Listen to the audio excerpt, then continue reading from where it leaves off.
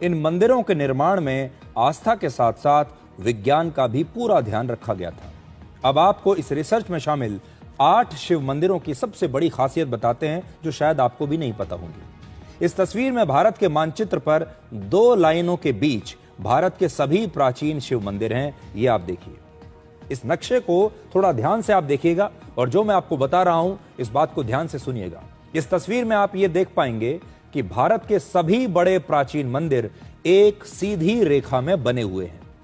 इस रेखा को शिव शक्ति अक्ष रेखा कहते हैं। सनातन संस्कृति में ऐसी मान्यता है कि ये सभी मंदिर पृथ्वी की आध्यात्मिक ऊर्जा रेखा पर बनाए गए हैं। इन सभी मंदिरों को पंच तत्व यानी आकाश, वायु, अग्नि, जल और पृथ्वी को ध्यान में रखकर बनाया गया है। सबसे ऊपर उत्तर में उत्तराखंड में केदारनाथ मंदिर है, जबकि सबसे नीचे दक्षिण में तमिलनाडु में रामेश्वरम का मंदिर है।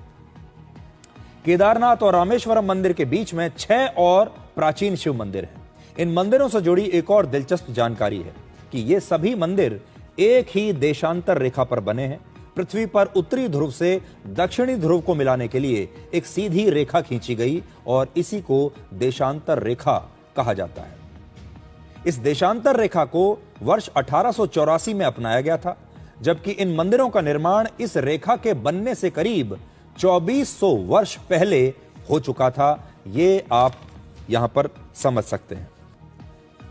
इन मंदिरों का निर्माण बहुत सोच समझ कर किया गया था। यह कोई अकस्मात ऐसी फैसला नहीं था कि इन मंदिरों को कहीं भी बना दिया जाए। यह मंदिर सिर्फ इतिहास या पुरातत्व की चीज नहीं है, यह हमारे पूर्वजों की एक तरह की स्मार्ट योजना थी।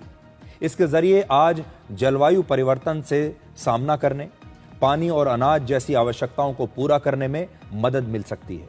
पुराने समय में हमारे देश में जंगल बहुत ज्यादा थे।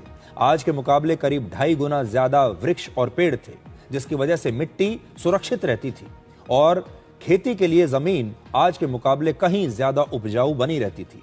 जैसे केदारनाथ मंदिर के आसपास काफी जंगल है। आज से हजारों साल पहले सैटेलाइट और मानचित्र नहीं होते थे।